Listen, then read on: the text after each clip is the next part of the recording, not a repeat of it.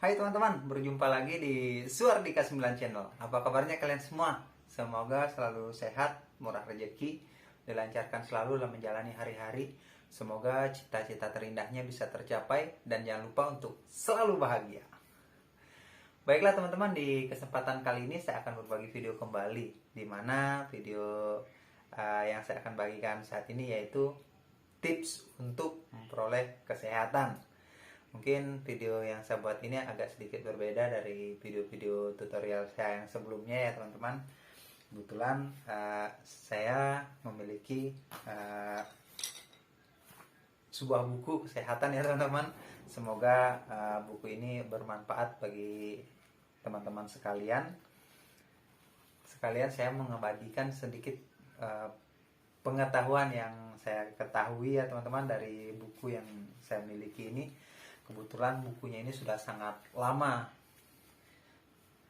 Sebelum saya pegang, ini buku dipegang oleh bapak saya untuk penyembuhan seperti itu teman-teman. Di isi buku ini sangat menarik teman-teman ya.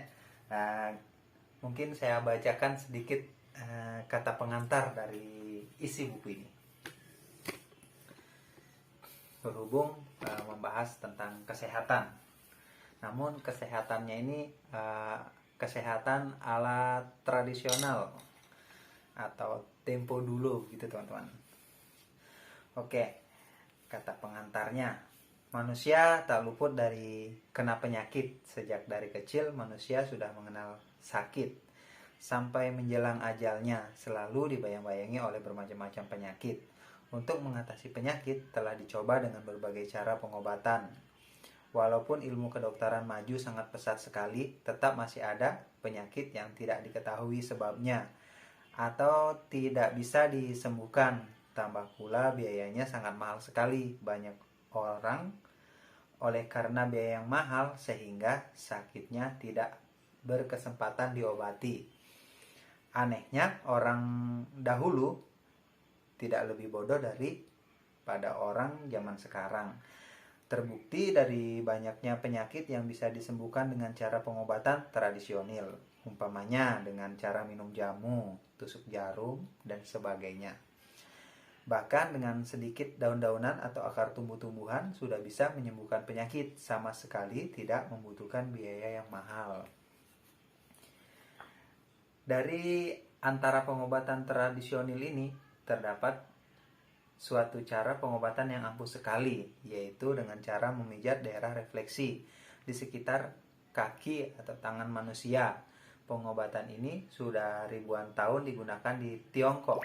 Berhubung jiwa orang Tionghoa yang suka menyimpan rahasia apapun, sehingga ilmu pengobatan ini tidak berkembang dengan baik. Jadi ini pengobatan isi-isinya sedikit ala-ala Tiongkok ya teman-teman ya, bahasa-bahasa Cina begitu. Jadi ada yang dibahasakan bahasa Indonesia, ada yang bahasa Cina. Nah, lanjut. Kira-kira 50 tahun yang lalu, pengetahuan ini diperoleh seorang Swiss yang bernama Hedi Massafred. Beliau kemudian memperkembangkan dan mempraktekkan cara pengobatan pijat ini, sehingga di kota Stos didirikan sebuah poliklinik bernama Center for Fitness Training. Di tempat inilah ribuan orang telah disembuhkan dengan cara pemijatan daerah refleksi. Kemudian cara pengobatan ini tersebar ke Amerika dan ke Asia, di Taiwan khususnya. Pengobatan yang dengan cara pijat kaki ini menjadi sedemikian populernya sehingga setiap orang kenal akan cara ini. Satu keunggulan dari cara pengobatan pijat ini ialah aman, sebab tidak ada apa-apa yang dimakan, tidak ada apa-apa yang ditusukkan ke dalam tubuh, hanya saja kesakitan bila dipijat. Keuntungan lainnya ialah setiap orang boleh dipijat, baik yang tua atau yang masih kecil. Untuk memberi sumbangan kepada bangsa Indonesia, maka kami memberanikan diri untuk menerjemahkan dan menyusun cara pengobatan ini dalam bahasa Indonesia. Semoga tambahnya satu lagi cara pengobatan dapat menolong Anda yang menderita sakit. Kemudian kebetulan ini merupakan cara pengobatan dengan teknik pijat refleksi ya teman-teman. Dengan pijat refleksi bisa menggunakan tongkat kecil seperti ini teman-teman. Bisa juga lebih kecil dari ini. Kemudian lanjut teman-teman, apa artinya daerah refleksi? Daerah refleksi adalah titik pusat urat-urat saraf. Setiap titik itu bersangkutan dengan organ tubuh tertentu. Daerah refleksi ini sebenarnya ada terdapat di seluruh tubuh, tetapi dalam buku ini hanya mendiskusikan yang terdapat di bagian kaki saja. Mengapa di kaki terdapat daerah refleksi dari seluruh organ tubuh? Kami pun sampai sekarang masih belum tahu jawabannya. Memijat di daerah refleksi bisa melancarkan sirkulasi darah pada organ yang bersangkutan. Bila ditanya mengapa bisa demikian, sulit dijawab cara pengobatan tradisional ini secara ilmiah, tetapi khasiatnya dapat dibuktikan dengan nyata. Umpamanya, jari kaki tengah dipijat, maka jari tangan tengah akan terasa panas. Ini membuktikan bahwa daerah refleksi jari tangan tengah di jari kaki tengah. Apabila manusia menuruti kehendak alam, berjalan di atas tanah yang kasar dan berbatu dengan kaki telanjang, maksudnya tidak beralas kaki ya teman-teman, maka daerah refleksi yang ada di bawah kaki akan terkena pijat sehingga tergerak fungsinya. Namun setelah keadaan manusia berubah, manusia tidak lagi berjalan di atas jalan yang kasar, melainkan berjalan di atas jalan yang halus dengan memakai sepatu. Lama-kelamaan kaki manusia terbelenggu oleh sepatu, sehingga peredaran darah terganggu dan kakinya menjadi dingin. Lebih parah lagi, daerah refleksi di kaki menjadi terkekang sehingga tidak bisa berfungsi lagi. Kemudian lanjut, pentingnya sirkulasi darah. Setiap organ tubuh memerlukan darah untuk melangsungkan fungsinya yang normal, sebab darah membawa gizi yang diperlukan seperti oksigen, hormon, antibiotik, dan lain-lainnya.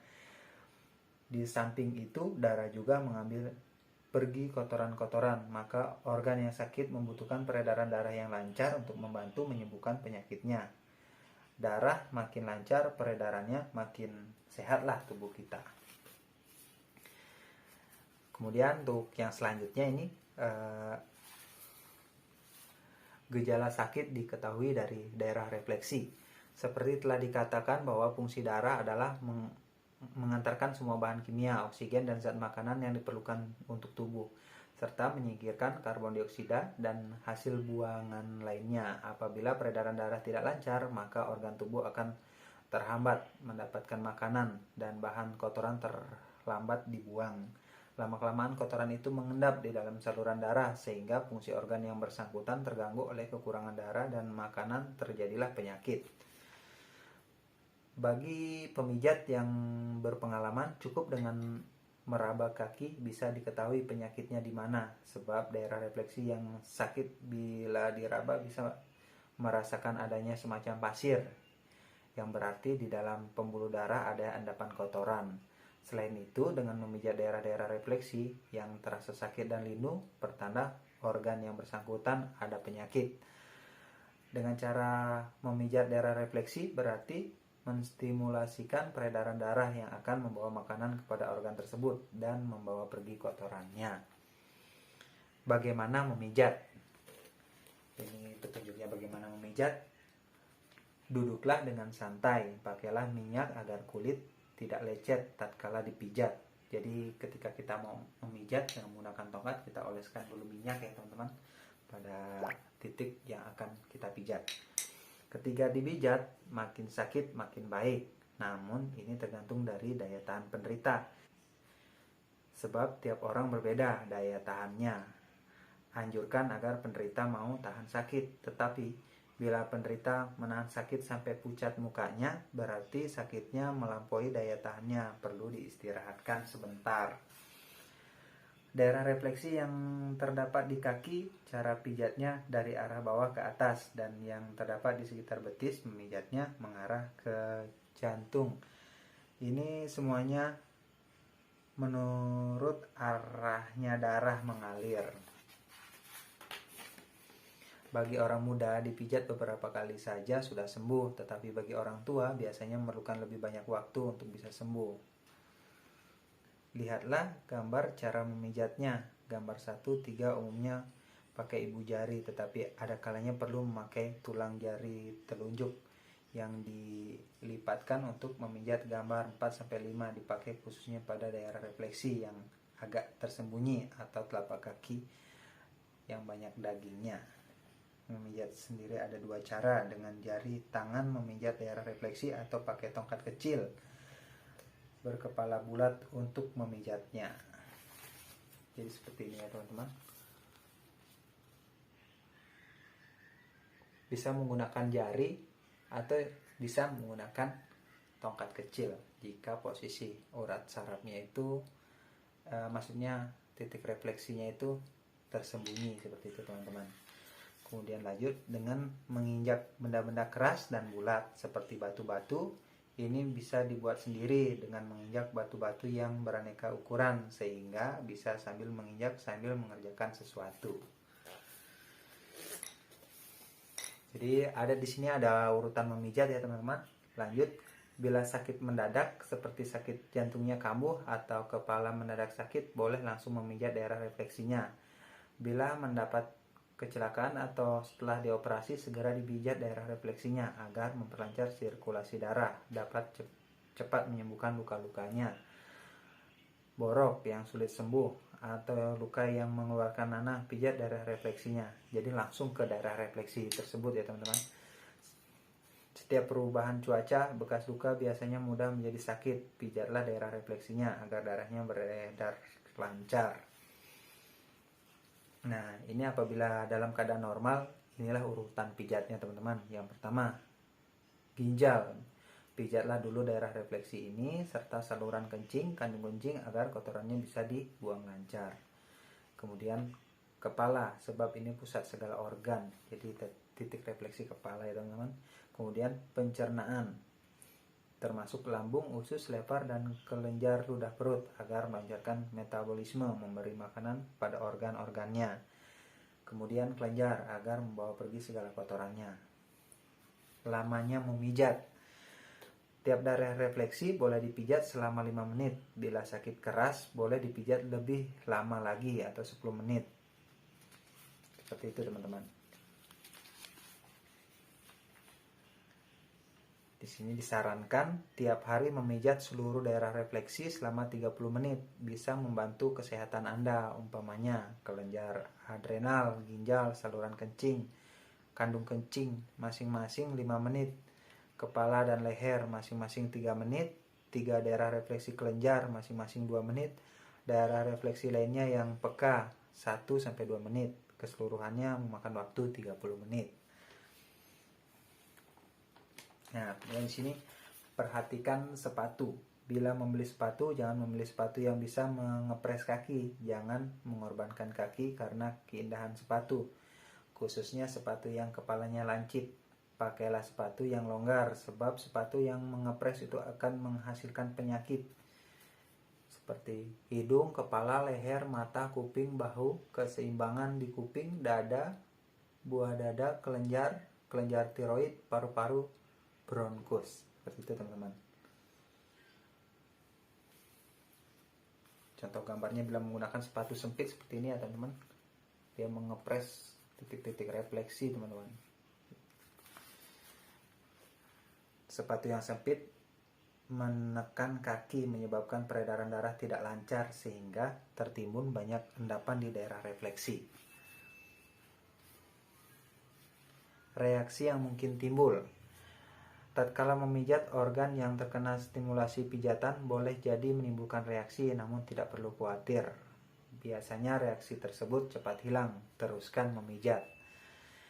1. Sakit ginjal. Setelah dipijat kadang-kadang mengeluarkan air kencing berwarna coklat atau merah. Ini gejala baik, teruskan memijat. 2. Sakit punggung atau pinggang. Setelah dipijat 3 hari, pada hari keempat ada kalanya punggungnya makin sakit. Ini berarti rintangan peredaran darah berhasil dibobolkan, teruskan memijat. 3. Suhu badan naik. Adalah reaksi normal dari pemijatan daerah refleksi kelenjar atau di dalam tubuh sedang ada infeksi, teruskan memijat. 4. Paha timbul luka atau borok. Ini berarti kotoran di dalam darah tidak bisa dibuang secara normal sehingga dibuang melalui luka atau borok. Urat darah, ini 5 ya, urat darah menonjol, berarti sirkulasi darah makin lancar. 6. Tumit bengkak sebab kelenjarnya masih terhambat. 7. Salah satu organ tubuh menjadi sakit disebabkan rintangan peredaran darah berhasil dibobolkan. Penyakit yang mudah disembuhkan. Menurut pengalaman, maka penyakit yang tersebut di bawah ini mudah sekali disembuhkan, seperti mengompol, otot kejang, infeksi sendi, sakit kepala, pilek, flu, wasir, sakit jantung, dan lain-lain penyakit yang tidak diketahui oleh dokter. Penyakit yang tidak bisa disembuhkan. Ada beberapa macam penyakit yang memang tidak bisa disembuhkan melalui cara pemijatan ini. Seperti 1. Urat sarafnya mati yang disebabkan kecelakaan atau kena stroke sehingga urat sarafnya rusak, tidak lagi ada reaksi tatkala dipijat. 2. Terlalu banyak makan obat sehingga sarafnya sudah kebal. 3. Kanker yang sudah terlambat. 4. Pemain sepak bola yang terlalu keras menendang bola sehingga perasaan sakit di kaki menjadi tumpul. Ini tidak bisa disembuhkan dengan cara memijat.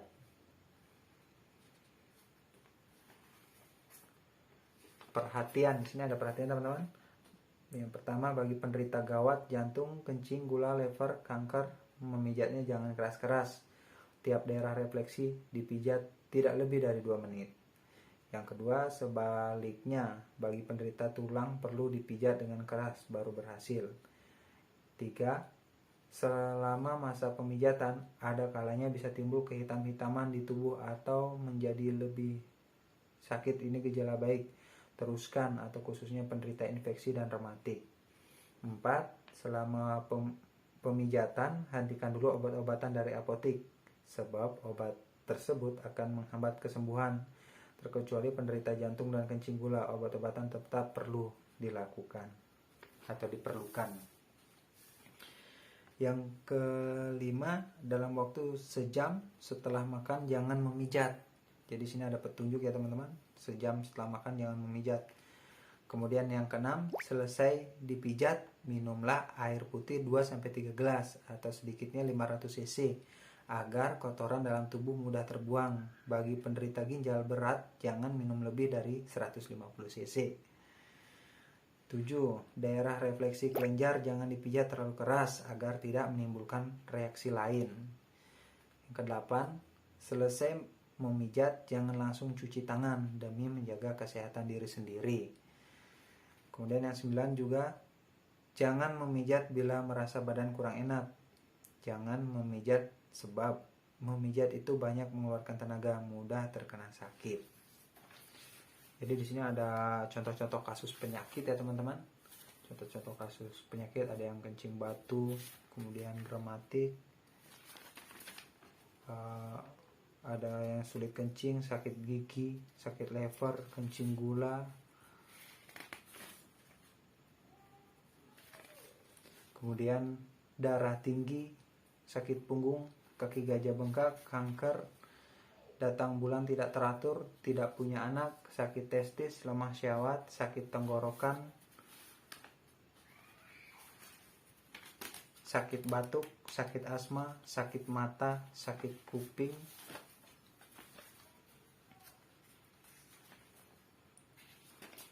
gegar otak. Jadi di sini banyak ya teman-teman jenis-jenis penyakit yang bisa berhasil disembuhkan dengan menggunakan pijat refleksi. Jadi ada petunjuk-petunjuknya, ada juga titik-titik refleksinya. Tidak hanya titik refleksi pada telapak kaki, tetapi juga ada pijat refleksi di area telapak tangan teman-teman, bagian tangan, lengan, dan sebagainya. Jadi untuk lanjut ke materi pemijatan pada penyakit-penyakit yang bisa dipijat menggunakan pijat refleksi ini, mungkin teman-teman bisa melihat di video saya yang akan saya buat berikutnya ya teman-teman. Khusus untuk video ini mungkin saya bacakan seperti tadi untuk petunjuk-petunjuk yang akan menjadi perhatian bagi kita yang akan melakukan pijat refleksi. Oke teman-teman, kita berjumpa lagi nanti di video berikutnya ya teman-teman. Bagi teman-teman yang cinta kesehatan, ikuti terus setiap update dari video saya, karena untuk kali ini kayaknya saya masih mau membahas tentang isi dari buku ini. Baiklah teman-teman, untuk pembahasan lebih khusus mengenai setiap jenis penyakit yang dipijat menggunakan titik refleksi mungkin dibahas secara khusus di video-video saya selanjutnya ya teman-teman. Mohon dibantu juga teman-teman untuk like, komen, dan subscribe pada video yang saya buat agar saya semakin semangat untuk berbagi hal positif melalui channel yang saya miliki. Baik teman-teman, sampai jumpa di kesempatan berikutnya. Salam sukses dan salam semangat.